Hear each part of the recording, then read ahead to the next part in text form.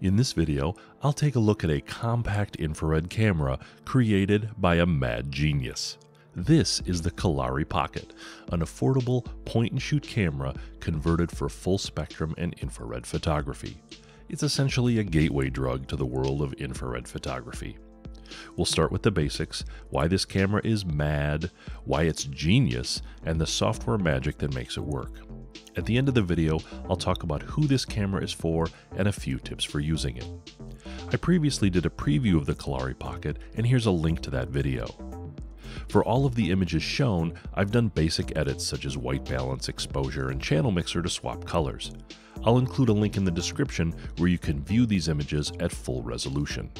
The Kolari Pocket is a Canon PowerShot ELPH 180 Silver converted to full spectrum. In a full spectrum camera, the internal hot mirror, which blocks ultraviolet and infrared light, has been removed, allowing UV and IR to be captured by the sensor. The camera has also been modified by adding a lens filter adapter and a grip. Along with the full spectrum camera, you can purchase up to 6 external filters. This gives you 7 flavors of infrared shooting in one camera: full spectrum, hot mirror, IR chrome, 590 nanometer, 665 nanometer, 720 nanometer, and 850 nanometer. This covers all the bases for infrared photography. The PowerShot only shoots in JPEG, which is fine for some images. However, images shot with the 590, 665, or 720 filter can benefit from swapping reds and blues, which doesn't work as well with JPEG images. With a converted DSLR mirrorless camera, this is done by shooting in RAW, where it's easier to swap colors. The Kolari Pocket overcomes this by optionally including CHDK, the Canon Hack Development Kit. CHDK is open source firmware that can be loaded onto your camera's SD card and read to the camera when it's powered on.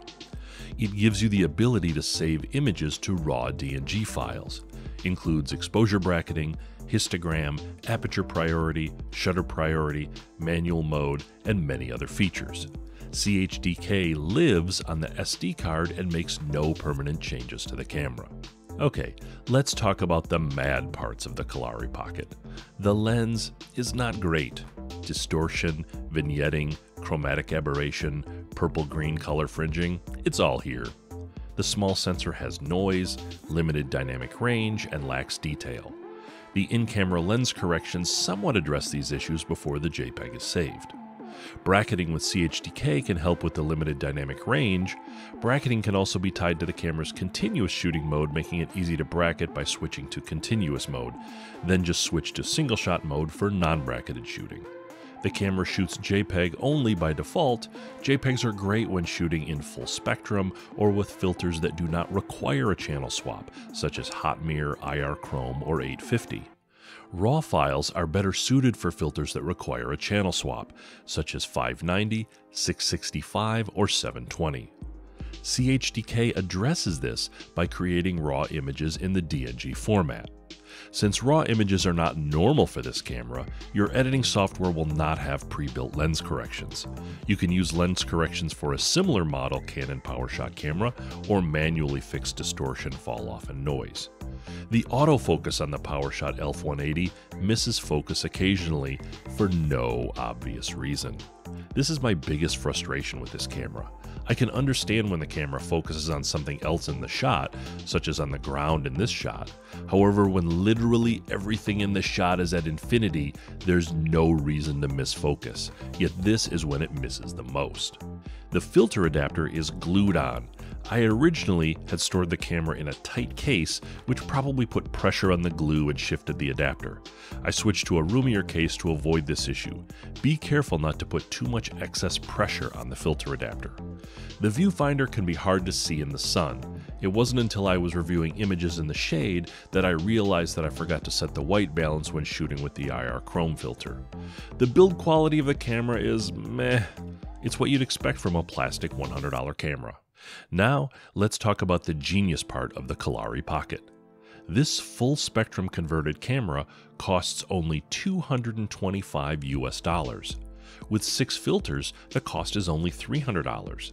A mirrorless or DSLR infrared conversion costs $275 for just the conversion, not including the cost of the camera. This camera with an infrared conversion costs less than converting other cameras alone. The filter adapter allows the camera to accept these tiny 37mm filters. You can get up to 6 filters for this camera: hot mirror, 590nm, 665nm, 720nm, 850nm, and IR chrome. This gives you 7 different infrared styles just by changing a filter. With a mirrorless or DSLR camera, lens, and various thread sizes, the cost of larger filters will add up fast. The lens pouch conveniently holds all 6 of the available filters. The camera's lightweight at 4.5 ounces, only 125 grams. It weighs almost nothing. It's actually pocketable, just be careful with the filter adapter. The lens on the Kolari Pocket has a zoom range with a full frame equivalent of 28 to 224 millimeters. Images shot at the wider end look much better. The lens has no hotspots. Hotspots are a common problem with mirrorless and DSLR lenses, which are designed for optimal performance in visible light, not infrared light. Having no hotspots with this lens at any aperture and any focal length is a very good thing. The CHDK firmware adds support for RAW, histogram, zebra stripes, and much more. Without CHDK, shooting in JPEG would not be practical for images that need channel swapping. Let's talk about who the Kolari Pocket is for. If you want to try infrared photography without the expense and risk of converting a camera, this camera is for you. If you want to convert a camera to infrared but are not sure which of the many infrared cutoff filters to convert to, this camera allows you to try them all affordably. If you're already an infrared photographer and are looking for a portable, affordable, travel, or everyday carry camera, then this fits the bill. If you're already an infrared photographer, are obsessed with image quality, and want complete manual control of the image capture process, then this camera is not for you. Here are some extra tips for using the Kolari Pocket. When shooting full spectrum or with the IR chrome filter, you should set a custom white balance in the camera before shooting.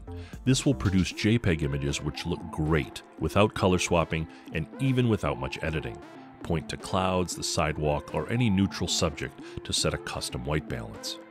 When using the 590, 665, or 720 filters, you can optionally set the white balance in camera or set it later when editing.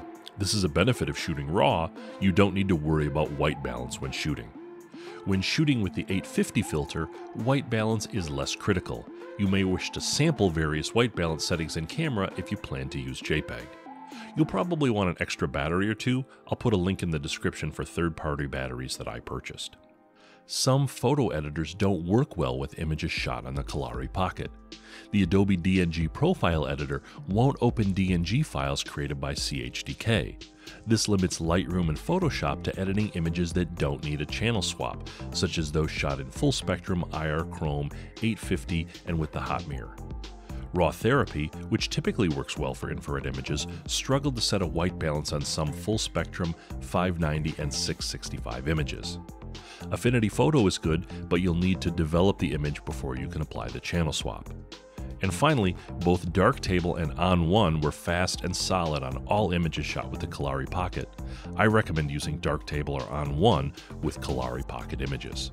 In summary, the Kolari Pocket is a great little camera if you manage your expectations. It's probably not the best choice for professional work or to make large prints. However, it's an affordable introduction to the many ways you can shoot infrared light. Hope you enjoyed. Thanks.